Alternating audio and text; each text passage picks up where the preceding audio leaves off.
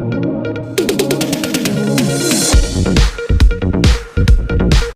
అండి, నేను మీ వరలక్ష్మి కిచెన్ స్వాగతం. అందరూ బాగున్నారా? అందరూ బాగోవాలి, అందులో మేము ఉండాలని మనస్ఫూర్తిగా దేవుని కోరుకుంటున్నానండి. ఈ రోజు మనము ఎగ్ ఆమ్లెట్ వేసి కర్రీ చేసుకున్నామండి. అలాగని కళాయి పెట్టి 4 స్పూన్లు నూనె వేసానండి. ఇందులో ఇప్పుడు మనము ఉల్లిపాయ ముక్కలు వేసుకుందాం. ఇంకోండి, ఉల్లిపాయ ముక్కలు ఇలా సన్నగా కట్ చేసుకోవాలండి. ఇలా కట్ చేసుకొని వేసుకోవాలి. ఇంకోండి, కరివేపాకు కూడా వేసేస్తున్నాను.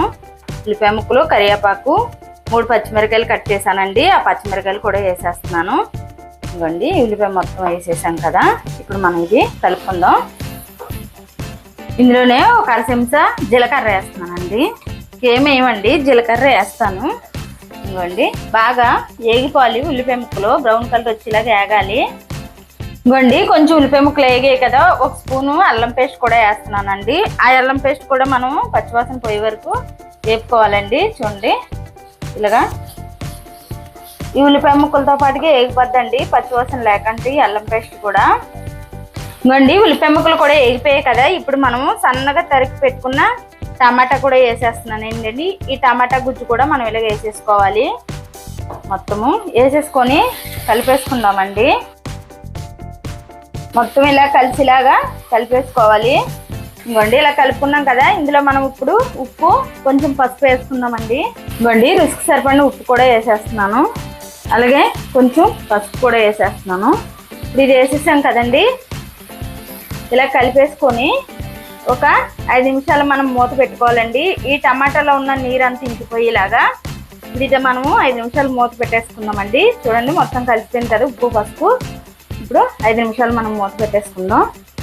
ఇంకోండి, 5 నిమిషాలు అన్నాం కదా. 5 నిమిషాలు అయింది కదండి. చూడండి, టమాటాలో ఉన్న నీరంతా ఎగిరిపోయింది, ఆయిల్ తేలింది కదా. ఇప్పుడు మనం కారం వేసుకుందామండి. ఇందులో ఇంకోండి, కారం వేస్తున్నాను. 2 స్పూన్లు కారం వేసానండి నేను. కారం వేసేసి ఇలా కలుపుకుందాం.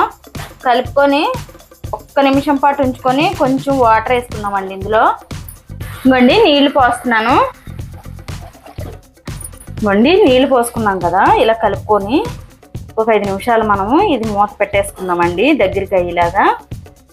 ఇది మూత పెట్టేసుకొని మనము కావాల్సిన ఆమ్లెట్కి ప్రిపేర్ చేసుకుందాం. మనము ఇప్పుడు ఇది మూత పెట్టేస్తాను నేను. ఇంకోండి, మనం ఆమ్లెట్ ప్రిపేర్ చేసుకుందాం అనుకున్నాం కదా. ఇంకోండి, 1 స్పూన్నర శనగపిండి వేసానండి నేను. రుచికి సరిపడిన సాల్ట్ కూడా వేసుకుందాం. ఇంకోండి, ఒక 1/2 చెంచా కారం వేసుకుందామండి. కొంచెం పసుపు. ఇప్పుడు అవన్నీ వేసేసుకున్నాం కదండి. ఇంకోండి, కొంచెం కరివేపాకు, 1 పచ్చిమిరపకాయ సన్నగా కట్ చేశానండి. పచ్చిమిరపకాయ, 1 ఉల్లిపాయ, చిన్న ఉల్లిపాయ కట్ చేశానండి సన్నగా. ఆ ఉల్లిపాయ కూడా వేసేసుకుందాం. కొంచెం క్యారెట్ తురుము, ఇది కూడా వేసేసుకుందాం. కొంచెం కొత్తిమీర, ఇది కూడా వేసేసుకుందామండి. ఇప్పుడు ఇవన్నీ వేసేసుకున్నాం కదా మనము. ఇది మొత్తం మనం కలుపుకోవాలండి. ఇప్పుడు ఇది మొత్తం మనము ఈ శనగపిండి, సాల్ట్, కారం అంతా ఇలా కలిసిలాగా మనం కలిపేసుకోవాలండి. మొత్తం ఇలా కలిసిపోయింది కదా. ఇప్పుడు మనము ఇందులో కొంచెం 1 సుక్క వాటర్ వేసుకుందామండి. ఎందుకంటే శనగపిండి వేసాం కాబట్టి. ఇంకోండి, కొంచెం వాటర్ వేసుకుందాం అనుకున్నాం కదా. ఇంకోండి, కొంచెం వేసాను. వాటర్ వేసిన తర్వాత ఇది మళ్ళీ మనం కలిపేసుకోవాలి మొత్తం కలిసిలాగా. ఇప్పుడు ఇందులో మనం ఎగ్ కొట్టేసి వేసేసుకుందామండి.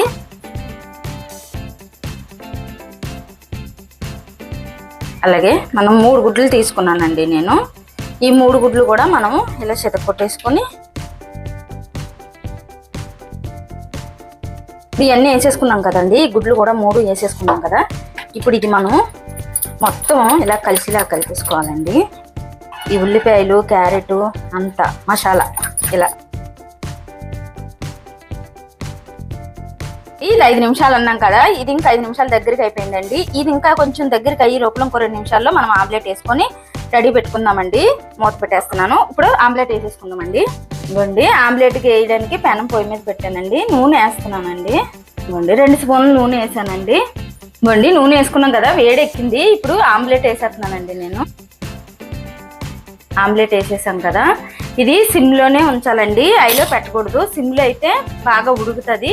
ఇప్పుడు 2 నిమిషాలు మనం ఇది మూత పెడతామండి. ఇవ్వండి, మూత పెట్టేస్తున్నాను. ఇంకండి, ఉడికిపోయింది. ఇప్పుడు మనం ఇది టర్న్ చేసుకుందాం. ఇంకండి, ఇలా టర్న్ చేసుకున్నాం కదా. ఇది 2 నిమిషాలు అయితే ఇది కూడా అయిపోద్ది. ఇప్పుడు మనం పీసులకల్లా కట్ చేసుకొని ఇప్పుడు ఈ టమాటా కర్రీలో వేసుకోవాలండి. చిన్నప్పుడు మా అమ్మ ఇలాగే చేసేదండి, చాలా బాగుండేదండి టేస్ట్ మాత్రం.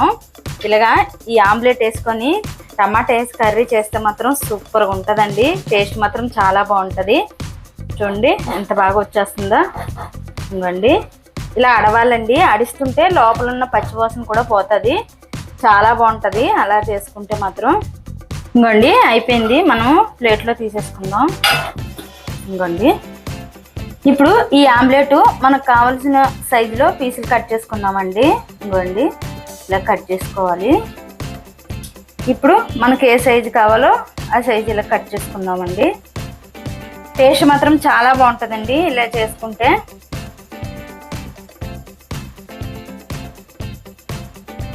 ఎంత బాగా వచ్చిందో. ఇవ్వండి ఇప్పుడు మనం ఇలా కట్ చేసేసుకొని ఆ టమాటా గ్రేవీ కర్రీలో వేసేసుకోవాలండి. ఇప్పుడు అన్నీ ఇలాగే కట్ చేసేస్తాను నేను. ఇంకోండి ఇలా దగ్గరికి అయిపోయింది కదా. ఇప్పుడు మనము ఈ ఆమ్లెట్ కట్ చేసుకున్న ముక్కలు మనం ఈ కర్రీలో వేసేసుకుందామండి. ఇంకోండి ఇప్పుడు ఆ ముక్కలన్నీ వేసేసుకున్నాం కదా, అలాగే కొంచెం కొత్తిమీర కూడా వేసేసానండి.